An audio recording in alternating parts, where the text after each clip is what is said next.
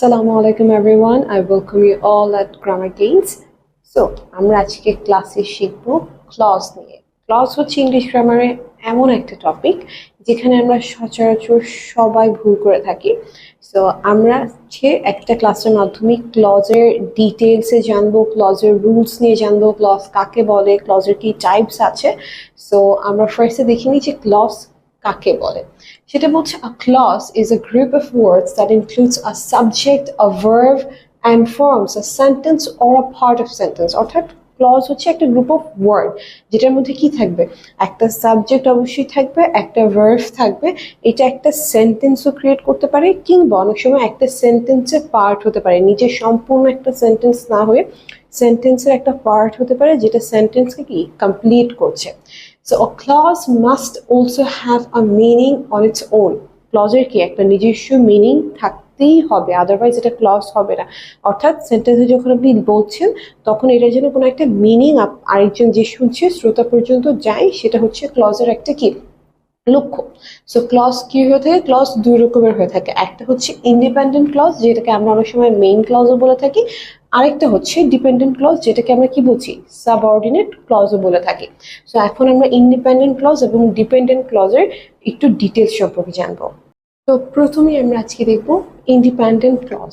Independent clause হচ্ছে an independent clause is a group of words that includes a subject and a verb and can form a sentence. অর্থাৎ independent clause হচ্ছে এমন একটা clause যেখানে কি একটা group of word থাকবে, মানে কয়েকটা ওয়ার্ড থাকবে, ওখানে একটা সাবজেক্ট থাকবে, ওখানে একটা কি থাকবে ভার্ব থাকবে, and can form a sentence। অর্থাৎ ওকে একাই একটা সেন্টেন্স ফর্ম করতে পারবে যেটার মিনিং, ইটস নট লাইক ও একটা কোনো সেন্টেন্সের পার্ট, বরং ও নিজেই একটা কি সেন্টেন্স হবে, কমপ্লিট সেন্টেন্স যেটার মিনিংও থাকবে। তো যেমন সুমু রিডস, সুমু একটা কোনো মানুষ, সে পড়ছে, এখানে কি আছে আমাদের একটা সাবজেক্ট আছে, একটা ভার্ব আছে এবং ওরা মিলে কি করেছে একটা সেন্টেন্স ফর্ম করেছে। আমি যদি কাউকে বলি সুমু রিডস তাহলে কিন্তু সে বুঝতে পারছে যে কেউ একজন পড়ছে। সো কি সাবজেক্ট ভার্ব এবং একটা সেন্টেন্স ফর্ম করেছে। সেম হচ্ছে আমাদের যদি উইকে বলি সাবজেক্ট অ্যান্ড টক হয়ে যাচ্ছে ভার্ব, সো আমাদের সাবজেক্টও আছে ভার্বও আছে এবং দুজন মিলে কি করছে একটা সেন্টেন্স ফর্ম করছে। সো এটা কি ইন্ডিপেন্ডেন্ট ক্লজের যে রুলস সেটার নিয়ম মেনে চলছে। এরপরে আমরা দেখব ডিপেন্ডেন্ট ক্লজ কোনটা এবং কাকে বলে। এবারে আমরা দেখব ডিপেন্ডেন্ট ক্লজ। বলছে a dependent clause is not a sentence but adds information to the main part of the sentence. অর্থাৎ ডিপেন্ডেন্ট ক্লজ কোনো সেন্টেন্স না, বাট এটা সেন্টেন্সের যে মেইন পার্টটা থাকছে সেটার সাথে কি করছে ইনফরমেশন অ্যাড করছে। So dependent clause is mostly introduced with conjunctions such as before, so, if, because। এটা যখন আমরা দেখবো এক্সাম্পল ওর সামনে যাব তখন আমরা এটাতে আরো ক্লিয়ার হয়ে যাব। যেমন বলছে একটা example, before she goes to sleep. এখন বলছে যে before she goes to sleep, অর্থাৎ এটা কি একটা কমপ্লিট সেন্টেন্স হচ্ছে না, আমরা বুঝতে পারছি না ঘুমাতে যাওয়ার পূর্বে। সো আপনার কি আকাঙ্ক্ষা যাচ্ছে যে কি হলো না হলো, অর্থাৎ আমরা বুঝতেই পারছি যে এটা কমপ্লিট কোনো সেন্টেন্স না, কিংবা অর্থাৎ এটা কি একটা সেন্টেন্সের কি পার্ট, এটা একাই কোনো সেন্টেন্স হতে পারছে না, নিশ্চিতভাবে এটা কোনো একটা সেন্টেন্সের পার্ট থেকে আলাদা হয়ে এখানে বসে আছে। সো আগেন আরেকটা বলছে কি বাট ইট ফেল, কিন্তু এটা পড়ে গেল, কিন্তু কেন পড়ে গেল, এটা কি একটা সেন্টেন্স কিন্তু হচ্ছে না, আমরা বুঝতে পারছি যে একটা কোনো কমপ্লিট সেন্টেন্সের একটা পার্ট এখানে জাস্ট আমরা কথা বলছি। সো আমরা জিনিসটাকে কমপ্লিট করতে পারতাম কি যে she eats before she goes to sleep, এই যে এটার সামনে একটা ইন্ডিপেন্ডেন্ট ক্লজ থাকার কথা ছিল যে একাই একটা সেন্টেন্স ক্রিয়েট করবে এবং ওইটার একটা পার্ট হিসেবে এটা আসবে। যেমন বিফোর শি গোজ টু স্লিপের আগে আমরা কি বলতে পারি যে she eats before she goes to sleep, or before she goes to sleep she eats। so dependent clause-এর একটা মজার ব্যাপার হচ্ছে এটা সব মানে সেন্টেন্সের শুরুতেও বসতে পারে কিংবা মাঝেও বসতে পারে শেষেও বসতে পারে। যেহেতু এটা একটা সেন্টেন্সের পার্ট, এটা সেন্টেন্সে কি ইনফরমেশন অ্যাড করে, সো এটাকে আমরা ফ্লেক্সিবলের সাথে আমরা যে কোনো জায়গায় বসাতে পারছি, যে সামনেও বসবে, পিছনে বসবে, মাঝখানে।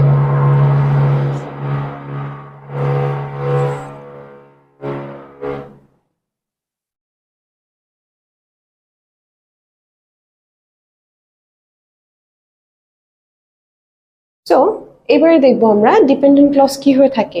তিন রকমের হয়ে থাকে, একটা হচ্ছে নাউন ক্লজ, একটা হচ্ছে অ্যাডভার্ব ক্লজ, আর একটা হচ্ছে কি অ্যাডজেক্টিভ ক্লজ। আপনি অ্যাডজেক্টিভ অ্যাডভার্ব যে কোনো একটা আগে পরে করতে পারেন। সো এখন আমরা নাউন, অ্যাডভার্ব এবং অ্যাডজেক্টিভ ক্লজ এগুলো সম্পর্কে ডিটেলসে জানবো।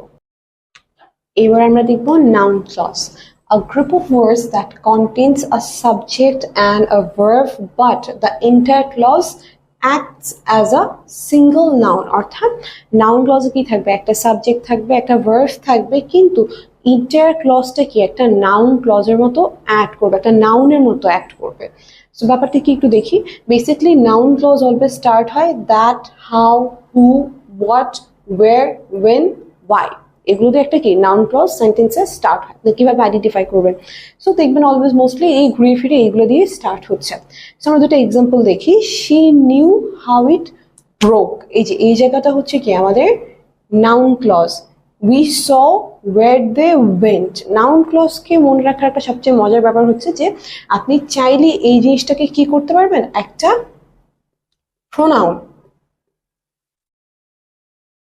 প্রোনাউন দিয়ে রিপ্লেস করতে পারবেন। যেমন শি নিউ, আমরা এখানে বলতে পারি হেম, তাহলে কি আমার সেন্টেন্সটা কারেক্ট করছে।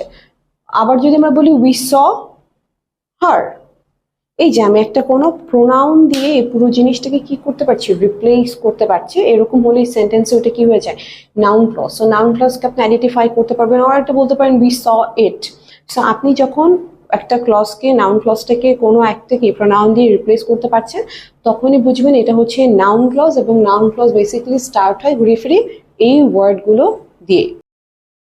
এইবার আমরা দেখবো অ্যাডভার্ব ক্লজ। বলছে an adverb clause is a dependent clause that acts as an adverb in a sentence। অর্থাৎ adverb clauseটা কি, এটা কিন্তু একটা ডিপেন্ডেন্ট ক্লজ। এটা নিজের কোনো মিনিং নেই, কোনো একটা সেন্টেন্সে পার্ট হয়ে এটা মিনিং নিজের প্রকাশ করে, এবং এটা কি অ্যাডভার্বের মতোই আচরণ করে। আমরা জানি অ্যাডভার্ব কি।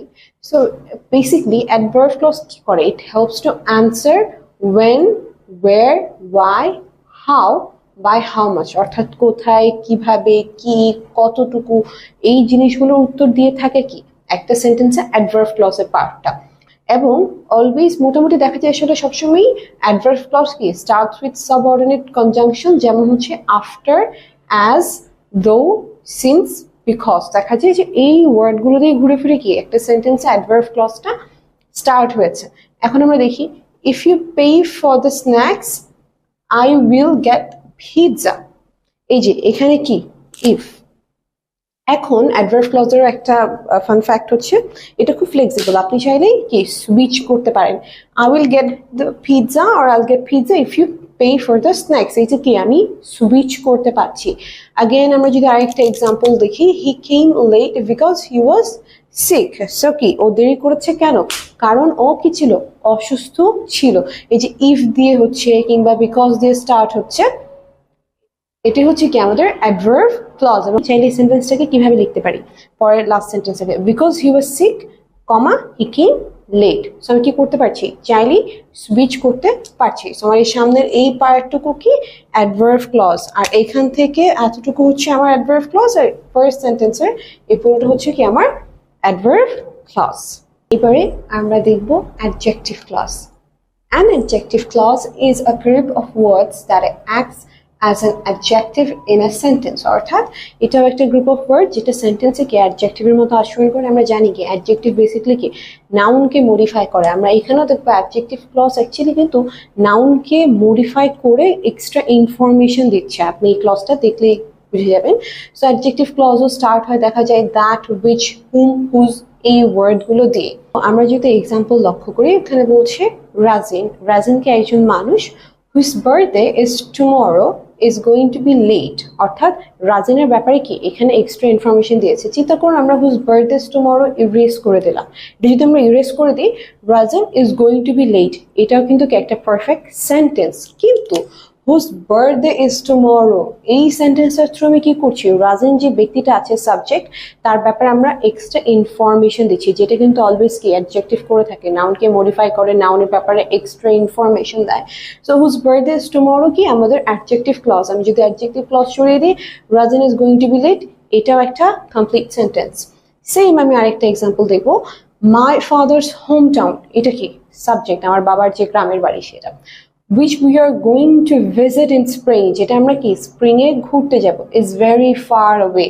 এই যে এই সেন্টেন্সটা দেখেন, এটা কি করছে, আমার বাবার যে গ্রামের বাড়ি সেটার ব্যাপারে একটা কি এক্সট্রা ইনফরমেশন দিচ্ছে যে আমি স্প্রিং এ এখানে ঘুরতে যাব, ইজ ভেরি ফার অ্যাওয়ে, এটা কি অনেক দূরে। এখন যদি আমি সেন্টেন্সটা সরিয়ে দিই, my father's home town is very far away, অনেক দূরে, এটাও কি একটা কমপ্লিট সেন্টেন্স হচ্ছে, কিন্তু স্টিল আমার বাবার হোম টাউনের ব্যাপারে আমি কি একটা এক্সট্রা ইনফরমেশন অ্যাড করছি, সেটা হচ্ছে which we are going to visit in spring।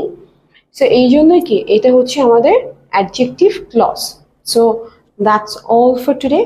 I hope this class was helpful for you all, and we'll all see you in the next class.